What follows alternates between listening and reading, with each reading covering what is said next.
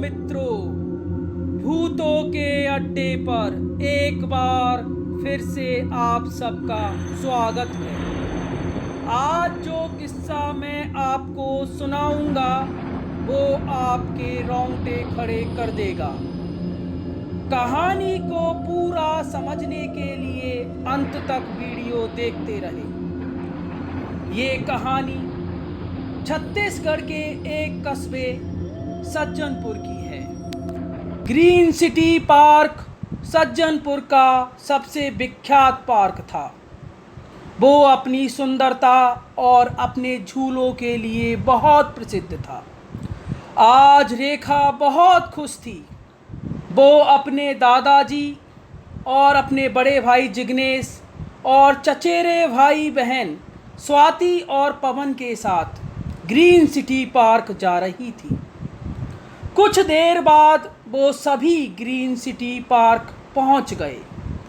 वहां जाकर रेखा ने देखा कि एक झूले के सामने बहुत भीड़ लगी हुई है और टिकट विंडो के सामने एक लंबी कतार लगी हुई थी। मानो वो झूला सभी को अपनी तरफ आकर्षित कर रहा था।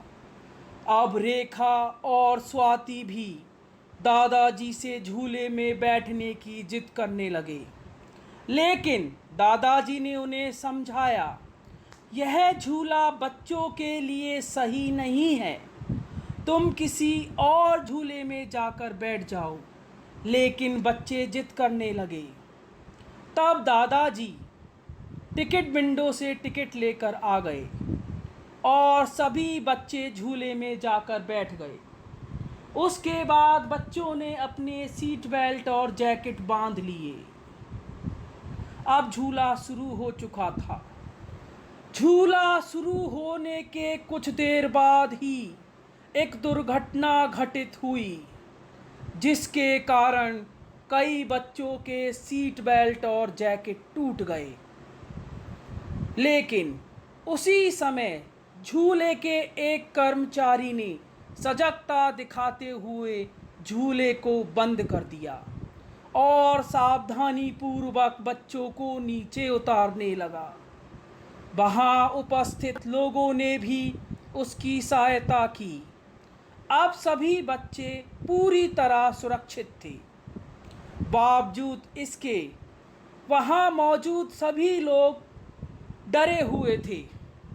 दादाजी भी बहुत घबरा गए थे। वो बच्चों के पास गए।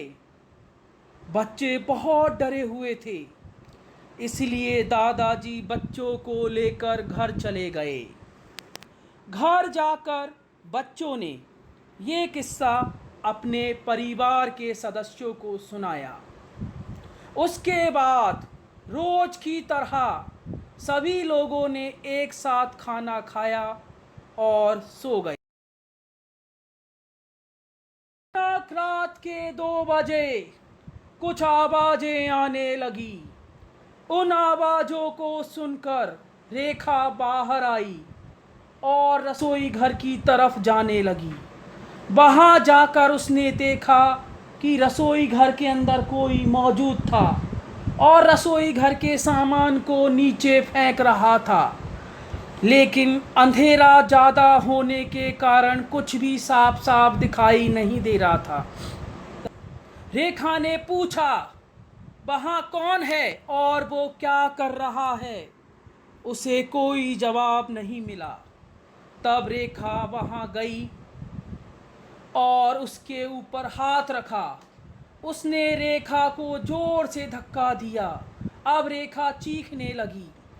रेखा की आवाज़ सुनकर परिवार के सभी सदस्य वहाँ आ गए। वहाँ का जो दृश्य उन्होंने देखा, उसे देखकर मानो उनका खून जम गया हो। घर की सभी तस्वीरें हवा में उल्टी लटकी हुई थी और रेखा जोर जोर से रो रही थी। उसके बाद अचानक एक एक तस्वीर नीचे गिरने लगी। डर के कारण परिवार के सभी सदस्य दरवाजे की तरफ भागे, लेकिन दरवाजा खुल ही नहीं रहा था। अचानक मानो ऐसा लगा जैसे कोई रेखा को खींच कर ले जा रहा है। अब रेखा चीखने लगी। परिवार के सदस्य भी चिल्लाने लगे और बच्चे रोने लगे। उनकी आवाज़ सुनकर बस्ती के कई लोग वहां आ गए और उन्होंने घर का दरवाज़ा तोड़ा और परिवार के सभी सदस्यों को सुरक्षित बाहर निकाला। उसके बाद दादाजी ने सारी घटना बस्ती के लोगों को बताई। इस घटना को सुनकर बस्ती का एक व्यक्ति किसी सिद्ध महात्मा के पास चला गया। उसको जाकर सारा वृतांत सुनाया। फिर सिद्ध महात्मा अपना अभिमंत्रित जल और कुछ सामान लेकर उसके साथ चल दिए। वहां आकर साधु महात्मा ने देखा कि बस्ती के लोग और परिवार के सभी सदस्य बहुत डरे हुए थे। इसलिए उन्होंने घर को गौर से देखा और परिवार के सदस्यों को भी गौर से देखा। फिर जोर से चिल्लाने लगे, बस्ती के सभी सदस्य इन परिवार के सदस्यों से दूर हो जाओ।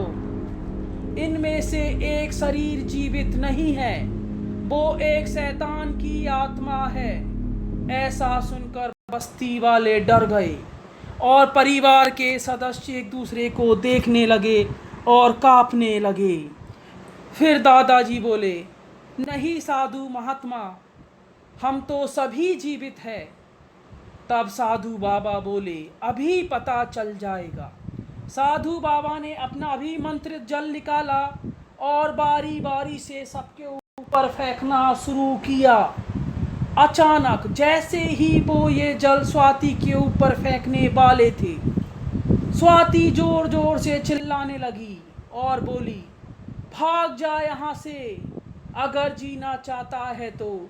अगर तूने ये जल मेरे ऊपर फेंका तो तेरे 2 टुकड़े कर दूंगी, तेरे धड़ को शरीर से अलग कर दूंगी। इसके बाद परिवार के सदस्य रोने लगे और साधु बाबा से प्रार्थना करने लगे कि उनकी बच्ची को बचा ले। तब साधु बाबा बोले, तुम्हारी बच्ची तो कल ही मर गई थी। कल ग्रीन सिटी पार्क में जो दुर्घटना हुई थी उसमें उसका गला दब गया था और उसका गला टूट गया था। उसी समय उसकी मृत्यु हो गई। उसी समय वहाँ से ये शैतान आत्मा गुजर रही थी और उसने उस शरीर को अपने कब्जे में ले लिया। अब मैं के शरीर को इस शैतान आत्मा से मुक्त कर सकता हूँ, जो भी इतना आसान नहीं है। इसके लिए मैं ये अभिमंत्रित जल इसके ऊपर फेंकूंगा। उसके बाद इसकी शक्ति कम हो जाएगी। उस समय तुम सब लोग इसे पकड़ लेना और मैं इसके गले में अभिमंत्रित धागा बांध दूंगा, क्योंकि इसका गला खंडित हो चुका है। इसकी मृत्यु गला टूटने से हुई है। इसलिए गले में धागा बांधते ही ये शैतान आत्मा इसे छोड़कर चले जाएगी। साधु बाबा ने उसके ऊपर जल छिड़कना शुरू किया। बस्ती वालों ने वही किया जो साधु बाबा ने समझाया था और उसके बाद साधु बाबा ने उसके गले पर अभिमंत्रित धागा बांध दिया और वो आत्मा हमेशा के लिए उस शरीर को छोड़कर चली गई। उसके बाद ये खबर पूरे शहर में आग की तरह फैल गई और ग्रीन सिटी पार्क बंद करा दिया गया। ये कहानी आपको ज़रूर पसंद आई होगी। अगर आप चाहते हो कि इस तरह की कहानियाँ मैं आपके लिए लेकर आऊँ तो इसे लाइक कर दे और नोटिफिकेशन के लिए घंटी को दबा दे। धन्यवाद। शुभ रात्रि।